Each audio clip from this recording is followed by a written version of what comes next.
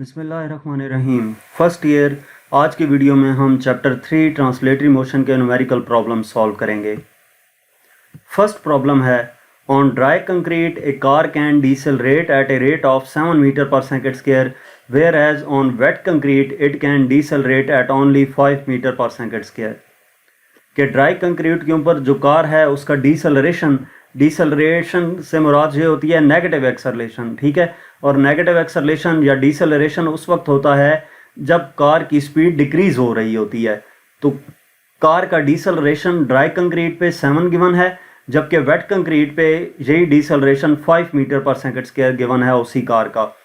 दोनों के distances compare करने हैं जब उस कार को स्टॉप करना हो जो कि 30 मीटर पर सेकंड की वेलोसिटी से मूव कर रही थी। यानी कि कार की वेलोसिटी 30 मीटर पर सेकंड थी और उसका डीसेलरेशन दोनों केसेस में गिवन है। तो इस डीसेलरेशन पे इस 30 मीटर पर सेकंड पे चलती हुई कार को स्टॉप करने के लिए कितना डिस्टेंस कवर करना होगा वो हमने कैलकुलेट करना है, और वो डिस्टेंस दोनों केसेस के लिए कैलकुलेट करना है। तो इस स्टेटमेंट की मदद से हम डाटा लिख लेते हैं। डाटा में सबसे पहले क्या गिवन है, car can decelerate at a 7 metre per second square dry concrete पे। तो एक्सेलरेशन गिवन है, नेगेटिव एक्सेलरेशन को रिटार्डेशन या डीसेलरेशन कहते हैं। तो ए हमारे पास -7 मीटर पर सेकंड स्क्वायर हो जाएगा, और ए डी इसको इस वजह से लिखेंगे एक्सेलरेशन ऑन ड्राई कंक्रीट। इसी तरह एक्सेलरेशन ऑन वेट कंक्रीट के लिए ए डब्ल्यू लिखेंगे और उसकी value 5 metre per second square है। डीसेलरेशन का मतलब होता है negative acceleration. Compare the distances हमने कैलकुलेट करना है। Distance on dry concrete and distance on wet concrete ये दोनों हमने कैलकुलेट करने हैं। कार की वेलोसिटी जो है वो 30 मीटर पर सेकंड है, उसको स्टॉप किया जाएगा तो उसकी वेलोसिटी 0 हो जाएगी, यानी कि फाइनल वेलोसिटी 0 होगी और initial velocity 30 metre per second हमें गिवन है, ठीक है। अब इसका सोल्यूशन देखते हैं। इन टर्म्स को देखें जो हमने डाटा में नोट किए हैं। एक्सेलरेशन गिवन है, फाइनल वेलोसिटी गिवन है, इनिशियल वेलोसिटी गिवन है, डिस्टेंस कैलकुलेट करना है। एक बात ज़रा इसको देखें कि हमें टाइम गिवन नहीं है। फर्स्ट इक्वेशन ऑफ मोशन में टी है, सेकंड इक्वेशन ऑफ मोशन में टी है, तो इस वजह से फर्स्ट या सेकंड इक्वेशन ऑफ मोशन हम यूज़ नहीं कर सकते। जहाँ पे हम यूज़ करेंगे थर्ड इक्वेशन ऑफ मोशन, तो थर्ड इक्वेशन ऑफ मोशन है हमारे पास 2as = vf² - vi²। इसमें से s हमने कैलकुलेट करना है। 2a इधर मल्टीप्लाई हो रहा है तो इधर आकर डिवाइड हो जाएगा, यानी कि s इक्वल हो जाएगा vf² - vi² divided by 2a के। तो s इक्वल हो, अब ये जो डिस्टेंस है दोनों केसेस के लिए सॉल्व करना है, यानी कि distance for dry concrete and distance for wet concrete. तो ड्राई कंक्रीट के लिए ये एस डी और एक्सेलरेशन ए डी हो जाएगा, बाकी वैल्यूज़ वही रहेंगी। तो एस डी इक्वल हो जाएगा, फाइनल वेलोसिटी हमें 0 गिवन है, इनिशियल वेलोसिटी 30 गिवन है, divided by 2 into A D की वैल्यू -7 है। इसको सिंप्लीफाई करेंगे, ये -900 डिवाइडेड बाय -14 आ जाता है, माइनस माइनस से कैंसिल, 900 डिवाइडेड बाय 14, तो ये एस डी की वैल्यू हमारे पास आ जाएगी 64.3 मीटर। इसके साथ साथ जब हमने distance for wet concrete use करना है तो यही रिलेशन अगेन यूज़ करेंगे, S W equal to vf² - vi² divided by 2aw acceleration for wet concrete. तो एस डब्ल्यू इक्वल हो जाएगा, vf की वैल्यू 0 गिवन है, vi की वैल्यू 30 गिवन है, डिवाइडेड बाई 2 इंटू aw की वैल्यू -5 गिवन है, ठीक है। इसको सिंप्लीफाई करते हैं, ऊपर -900 आ जाएगा और नीचे -10, माइनस माइनस से कैंसल, 900 डिवाइडेड बाई 10, आंसर हमारे पास आ जाएगा 90 मीटर। तो ये जो डिस्टेंस था ड्राई कंक्रीट के लिए और वेट कंक्रीट के लिए हमने सॉल्व कर लिया, दोनों डिस्टेंस फाइंड कर लिया। इसके बाद हमारे पास सेकंड प्रॉब्लम है, find the angle of projection of a projectile for which the maximum height and corresponding range are equal. वो एंगल कैलकुलेट करना है एंगल ऑफ प्रोजेक्शन प्रोजेक्टाइल के लिए जिसमें मैक्सिमम हाइट और कोरस्पॉन्डिंग रेंज जो है वो इक्वल होते हैं। तो हमने इसमें थीटा कैलकुलेट करना है, जबकि हमें कंडीशन क्या दी गई है, एच और आर इक्वल हैं, मैक्सिमम हाइट और रेंज इक्वल हैं। तो इसका हम सोल्यूशन देखते हैं। सबसे पहले इसमें हमें मैक्सिमम हाइट का फार्मूला मालूम होना चाहिए प्रोजेक्टाइल के लिए, और रेंज का फार्मूला मालूम होना चाहिए प्रोजेक्टाइल के लिए। दोनों फार्मूलाज जब हमने लिख दिए तो कंडीशन हमें गिवन है एच = आर। इस कंडीशन में हम ये दोनों वैल्यूज़ पुट कर देंगे। एच की वैल्यू आ गई v i square sine square theta over 2g, और आर का फार्मूला हमारे पास आ गया v i square sine 2 theta over g. अब इसमें अगर आप देखें वी आई स्केयर से कैंसिल हो जाता है, जी से कैंसिल हो जाता है, तो ये sine square theta over 2 equal आ जाता है साइन 2 थीटा के। ठीक है, अब मैथ्स में जो साइन 2 थीटा है वो इक्वल होता है 2 साइन थीटा कॉस थीटा के। तो साइन 2 थीटा का जगह पे 2 साइन थीटा कॉस थीटा लिख दिया। अब इसमें से ये जो 2 है इधर आकर मल्टीप्लाई हो जाएगा तो 4 हो जाएगा, और यहाँ से साइन थीटा जो है वो एक स्केयर के साथ कैंसिल हो जाएगा, तो इधर साइन थीटा रह जाएगा, 2 इधर चला गया था तो 4 कॉस थीटा आ जाएगा। यानी कि कॉस थीटा को अगर हम इधर आकर डिवाइड करें, इधर मल्टीप्लाई हो रहा है तो इधर लाएंगे डिवाइड हो जाएगा, sine theta divided by cos theta equal हो जाएगा 4 के, tan theta equal to 4, theta equal to tan inverse 4, यानी कि थीटा हमारे पास आ जाएगा 76 डिग्री। नेक्स्ट हमारे पास न्यूमेरिकल प्रॉब्लम नंबर 3 है।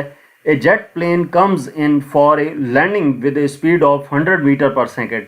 एक जेट प्लेन है जो कि लैंड कर रहा है और उसकी स्पीड 100 मीटर पर सेकेंड है, and its deceleration can have a maximum magnitude of 5 metre per second square, और उस जेट का जो डिसेलरेशन है वो 5 मीटर पर सेकेंड स्क्वायर है as it comes to rest, यानी कि उस डिसेलरेशन के साथ वो जेट रेस्ट पे आता है। From the instant the plane touches the runway, what is the minimum time interval needed before it can come to rest? Minimum time interval कितना चाहिए होगा उसको रेस्ट पे आने के लिए? Can this plane land on a small tropical island airport where the runway is 0.4 kilometre long? क्या ये प्लेन एक ऐसे आइलैंड के ऊपर एक रनवे के ऊपर, एयरपोर्ट के रनवे पे कर सकता है, उतर सकता है, जिसका डिस्टेंस जो है रनवे का लेंथ 0.8 किलोमीटर है? आंसर को एक्सप्लेन भी करना है, तो पहले हम इसकी मदद से डाटा कैलकुलेट कर लेते हैं। डाटा में क्या कहा गया है कि जेट प्लेन जो है वो लैंड कर रहा है, उसकी स्पीड 100 मीटर पर सेकेंड है, ये इसकी इनिशियल स्पीड होगी, initial velocity 100 metre per second है, और वो उसके बाद उसको रेस्ट पे लाया जाना है। तो रेस्ट पे लाए जाने के लिए जो एक्सेलरेशन गिवन है, जब स्पीड डिक्रीज हो रही हो तो एक्सेलरेशन जो है वो रिटार्डेशन होता है, डिसेलरेशन होता है, यानी कि वैल्यू के साथ माइनस साइन आता है, तो ये ए इक्वल आएगा -5 मीटर पर सेकेंड स्क्वायर के। कम्स टू रेस्ट, जब रेस्ट पे आएगा तो इसकी फाइनल वेलोसिटी 0 हो जाएगी। From the instant the plane touches the runway, what is the minimum time interval needed to before it can comes to rest, यानी कि रेस्ट पे लाने के लिए उस प्लेन को कितना टाइम रिक्वायर्ड होगा, ये टी कैलकुलेट करना है ए पार्ट में। और बी पार्ट में, can this plane land on a small tropical island airport where the runway is 0.8 kilometre long, क्या ये जेट प्लेन एक ऐसे रनवे के ऊपर उतर सकता है जिस रनवे की लेंथ 0.8 किलोमीटर हो? यानी कि बी पार्ट में हमने डिस्टेंस कैलकुलेट करना है। अगर डिस्टेंस 0.8 किलोमीटर से कम आता है तो ये रनवे एनफ है, और अगर इससे ज़्यादा आता है तो ये रनवे एनफ नहीं होगी। तो इसका सोल्यूशन हम देखते हैं। सबसे पहले टी कैलकुलेट करने के लिए हमारे पास इनिशियल वेलोसिटी है, एक्सेलरेशन है और फाइनल वेलोसिटी है। तो हम क्या करेंगे, first equation of motion use करेंगे, v f equal to we i plus a t. इसमें हमने टी कैलकुलेट करना है, तो वी आई को इस तरफ लेके जाएंगे, ये माइनस हो जाएगा, यानी कि V F minus we I equal हो जाएगा ए टी के। तो ए इस इधर आकर डिवाइड होगा, इधर ए मल्टीप्लाई हो रहा है, इस तरफ आकर डिवाइड होगा, टी इक्वल हो जाएगा V F minus we i divided by a के। वैल्यूज इसमें पुट कर देंगे, वी एफ की वैल्यू हमारे पास 0 है, माइनस वी आई की वैल्यू 100 गिवन है, डिवाइडेड बाय एक्सेलरेशन -5, तो -100 डिवाइडेड बाय -5 टाइम हमारे पास आ जाएगा 20 सेकेंड। इसके बाद बी पार्ट की तरफ आते हैं, जहाँ पे हमने डिस्टेंस कैलकुलेट करना है। अब डिस्टेंस कैलकुलेट करने के लिए ये सारी टर्म्स हमारे पास मौजूद हैं। इसमें थर्ड इक्वेशन ऑफ मोशन भी यूज़ की जा सकती है और सेकंड इक्वेशन ऑफ मोशन भी यूज़ कर सकते हैं। तो हम यहाँ पे third equation of motion use करेंगे, 2as equal to V F square minus we I square. S calculate करना है, 2a इधर मल्टीप्लाई हो रहा है तो इधर आकर डिवाइड हो जाएगा, यानी कि एस इक्वल हो जाएगा we F square minus we I square divided by 2a के। जो हमने वैल्यूज पुट की हैं, वी एफ की वैल्यू 0 है, इनिशियल वेलोसिटी 100 गिवन है, एक्सेलरेशन -5 है। इसको सिंप्लीफाई करेंगे तो ये -10,000 डिवाइडेड बाय -10 आएगा, माइनस माइनस से कैंसिल हो जाता है, तो एस हमारे पास आ जाएगा 1000 मीटर। 1000 इक्वल होता है किलो के, यानी कि एस इक्वल आ जाएगा 1 किलोमीटर के। तो इसका मतलब ये है कि हमारे पास मिनिमम रनवे जिसके ऊपर ये जेट लैंड कर सकता है, उस रनवे की लेंथ 1 किलोमीटर होनी चाहिए, जबकि हमें से ये पूछा गया था कि 0.8 किलोमीटर का रनवे एनफ है या नहीं। तो 0.8 किलोमीटर का रनवे एनफ नहीं है, हमें 1 किलोमीटर की लेंथ का रनवे रिक्वायर्ड होगा। इस वजह से हम स्टेटमेंट क्या लिखेंगे, this plane can not land on a small tropical island airport where the runway is 0.8 kilometre long, it would need a long runway about 1 kilometre. इसके बाद प्रॉब्लम नंबर 4 है, a projectile is launched with an initial speed of 21.8 meter per second at an angle of 35 degree above the horizontal। एक projectile है जिसको launch किया गया है initial speed के साथ इतने एंगल पे।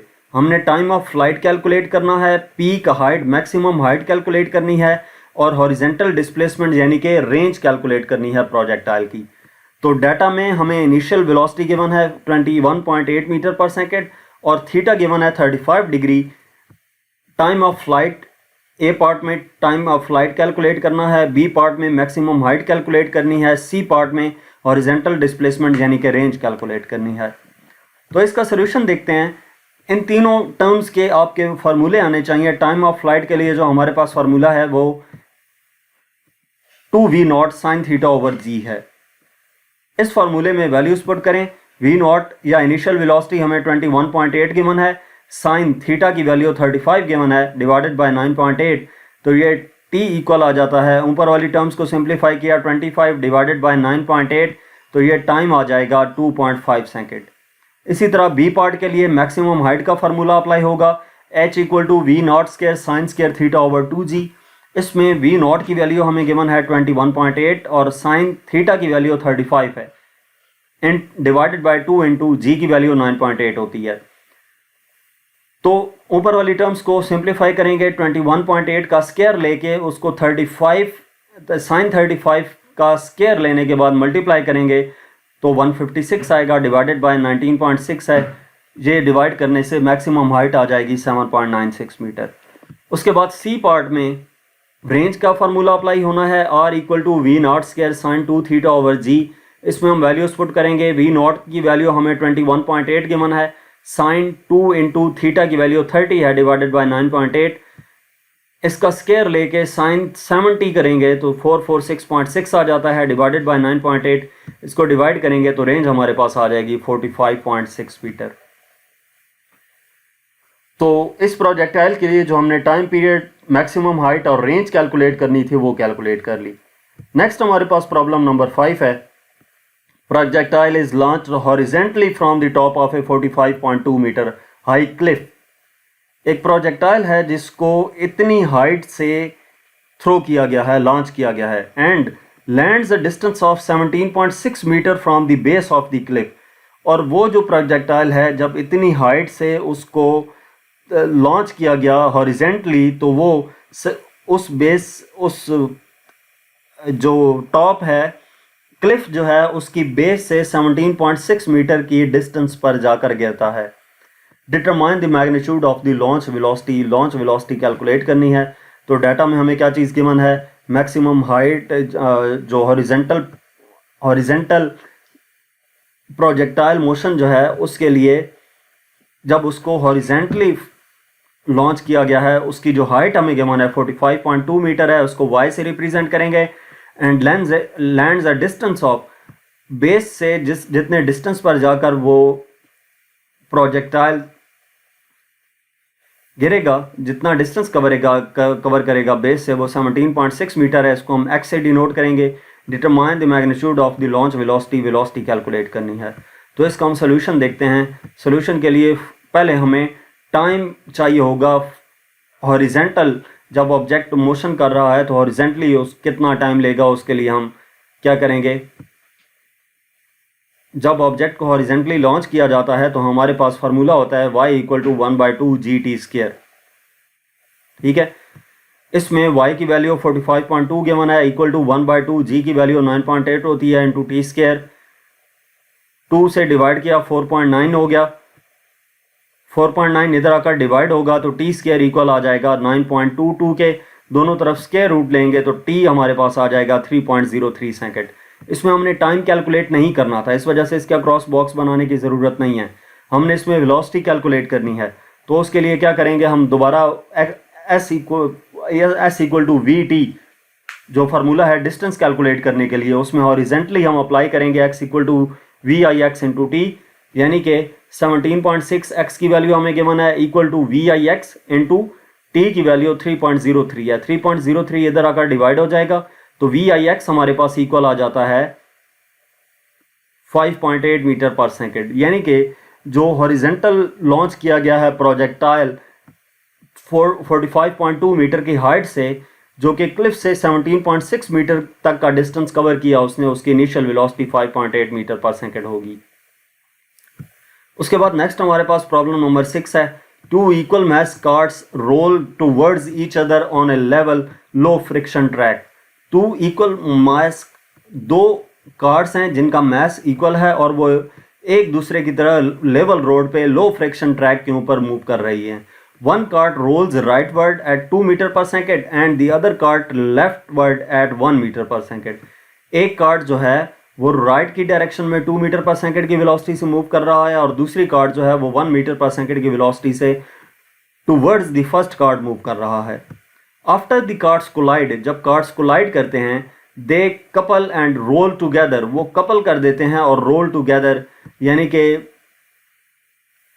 इकट्ठे वो रोल करते हैं। Ignoring resistive forces find their combined speed, उनकी कंबाइंड स्पीड कैलकुलेट करनी है।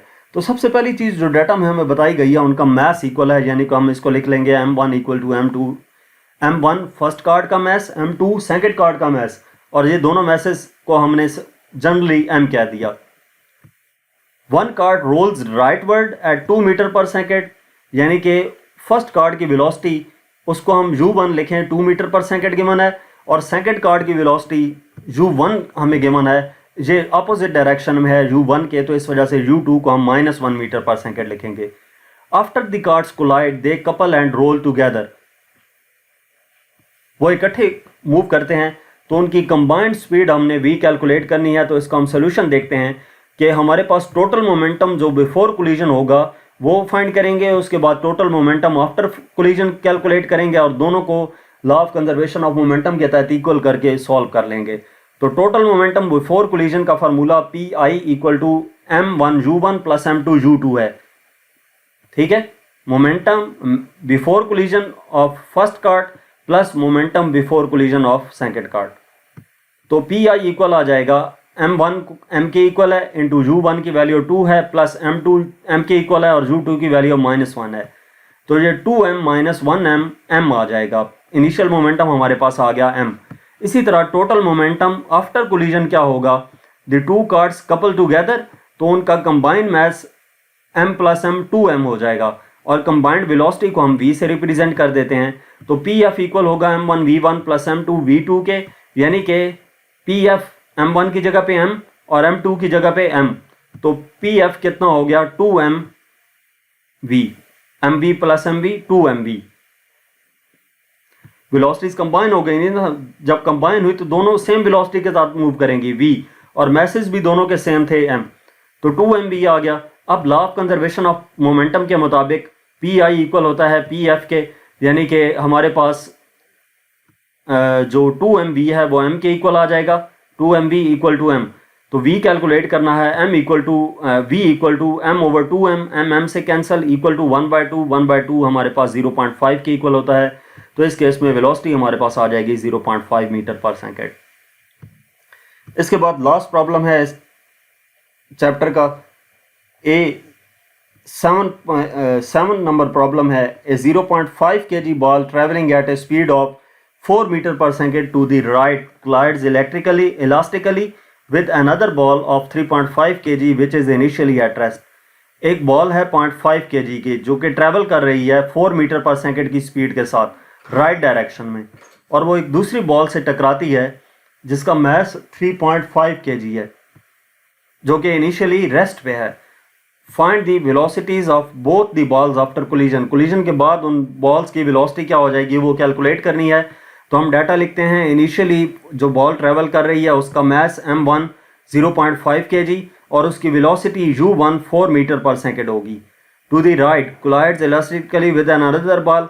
दूसरी बॉल जो है उसका मास m2 हम लिखेंगे 3.5 kg और वो इनिशियली रेस्ट पे है यानी कि u2 हमारे पास 0 है। Find the velocities of the both balls after collision यानी कि v1 एंड v2 कैलकुलेट करनी है। सोल्यूशन देखते हैं। v1 कैलकुलेट करने के लिए यानी कि final velocity of the first ball v1 equal होगा m1 minus m2 over m1 plus m2 into u1 plus 2m2 over m1 plus m2 into u2। इसमें हम वैल्यूज़ पुट कर देंगे m1 m2 और u1 u2 की values हमारे पास मौजूद हैं। वो वैल्यूज़ जहाँ पर पुट करने के बाद इसको सिंप्लीफाई करते हैं, ये सारी टर्म 0 से मल्टीप्लाई होकर 0 हो जाएगी और ये जब हमने कैलकुलेट की तो हमारे पास -3 डिवाइडेड बाय 4 इंटू 4 प्लस 0 आ जाएगा यानी कि इनिशियल वेलोसिटी हमारे पास आ जाएगी -3 metre per second. -3 metre per second से मुराद ये है कि जिस डायरेक्शन में ये पहले मूव कर रही थी उसके अपोजिट डायरेक्शन में इसकी वेलोसिटी होगी आफ्टर कोलिजन। इसी तरह जब हम v2 कैलकुलेट करते हैं तो उस हमारे पास 2m1 over m1 plus m2 into u1 minus m1 minus m2 over m1 plus m2 into u2 है। ये v2 कैलकुलेट करने के लिए फार्मूला है। ये दोनों फार्मूलाज आपको याद होने चाहिए। यही फार्मूलाज आपको अगर इस तरह का न्यूमेरिकल पेपर में आता है तो ये फार्मूले आपको गिवन होंगे, लेकिन एहतियातन आपको फार्मूले याद होने चाहिए, कहीं फार्मूलों में मिस्टेक भी हो सकती है। तो वैल्यूज पुट करेंगे 2 इंटू m1 की वैल्यू 0.5 है divided by m1 0.5 m2 3.5 into 4 minus ये सारी टर्म्स आ गई, वैल्यूज पुट कर दी तो u2 की वैल्यू 0 थी, इस वजह से ये 0 से मल्टीप्लाई होकर ये सारा 0 हो जाएगा और v2 की वैल्यू आ जाएगी, ऊपर आ जाएगा 1 डिवाइडेड बाय इनको ऐड किया तो 4 इंटू 4 प्लस 0, 4 से कैंसिल होके v2 हमारे पास आ जाती है 1 मीटर पर सेकेंड स्क्वायर। और इसके पॉजिटिव होने का मतलब ये है कि जिस डायरेक्शन में u1 मूव कर रहा था उसी डायरेक्शन में सेकेंड ऑब्जेक्ट मूव करेगा आफ्टर कोलिजन। उसके बाद लास्ट प्रॉब्लम है 17.5 ग्राम बुलेट इज फायर्ड एट ए मजल velocity of 582 metre per second from a gun with a mass of 8 kg and a barrel length of 75 centimetre. कि एक bullet है, उसका मास हमें गिवन है और उसकी वेलोसिटी गिवन है, उसको गन से फायर किया गया है जिस गन का मास गिवन है और उसके बैरल की लेंथ गिवन है। उस गन के बैरल से मुराद गन का वो हिस्सा जहां पर bullet inside the gun move करती है। How long is the bullet travelled in the barrel, उस बैरल में बुलेट ने कितना टाइम के लिए ट्रेवल किया।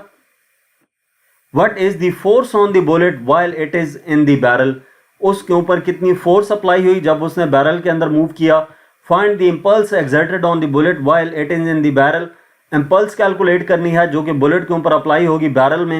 And find the bullet's momentum as it leaves the barrel, और जब उसने बैरल को लीव किया तो उसके ऊपर मोमेंटम कितना था। तो डाटा में सबसे पहले बुलेट का मास है MB 17.5 ग्राम, इसको हम SI यूनिट किलोग्राम में कन्वर्ट करेंगे, डिवाइडेड बाय 1000 करेंगे तो ये 0.0175 ग्राम आ जाएगा, किलोग्राम आ जाएगा। ठीक, उसके बाद जो बुलेट की वेलोसिटी है 582 मीटर पर सेकंड गिवन है, उसको हमने VB से लिखा, V velocity, B bullet, velocity of the bullet 582 metre per second from a gun with a mass of, gun का मास mg 8 kg है and a barrel length, barrel की length उसको हम S से डिनोट कर रहे हैं 75 सेंटीमीटर, इसको भी SI यूनिट में कन्वर्ट किया, डिवाइडेड बाय 100 करेंगे सेंटीमीटर को मीटर में कन्वर्ट करने के लिए तो ये 0.75 मीटर आ जाएगा।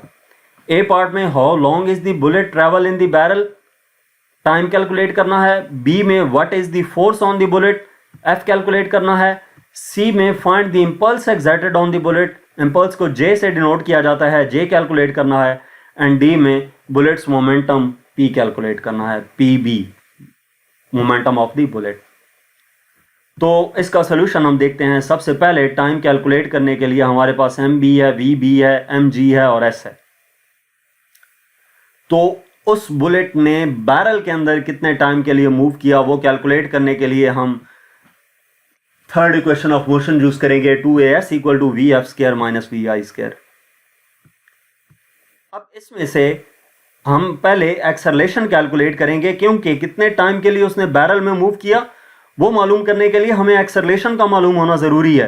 तो उसके लिए हम third equation of motion apply करके उसमें से पहले एक्सेलरेशन कैलकुलेट करेंगे। फाइनल वेलोसिटी VF जो है किस चीज की है? बुलेट की फाइनल वेलोसिटी वो कितनी है? 582 है। बुलेट की बात की जा रही है कि बुलेट ने बैरल में कितना डिस्टेंस कवर किया, तो इसलिए बुलेट की वेलोसिटी लिखेंगे 582 final velocity minus initial velocity 0, क्योंकि बुलेट जो है वो इनिशियली रेस्ट पे थी, तो इनिशियल वेलोसिटी 0 होगी, डिवाइडेड बाय 2 इंटू डिस्टेंस कितना उसने कवर किया 0.75। इसको सिंप्लीफाई किया, इसका स्केयर लिया तो ये टर्म आ गई, डिवाइडेड बाय 1.5, डिवाइड करेंगे एक्सेलरेशन आ जाएगा 225816 मीटर पर सेकंड स्क्वायर, यानी कि इस एक्सेलरेशन का हम इस्तेमाल करते हुए टाइम कैलकुलेट कर सकते हैं, क्योंकि वी एफ की वैल्यू हमें मालूम है, वी आई है और प्लस ए टी हम अप्लाई करेंगे, यानी कि एक्स इसमें से हमने टी कैलकुलेट करना है तो टी को एक तरफ कर लिया।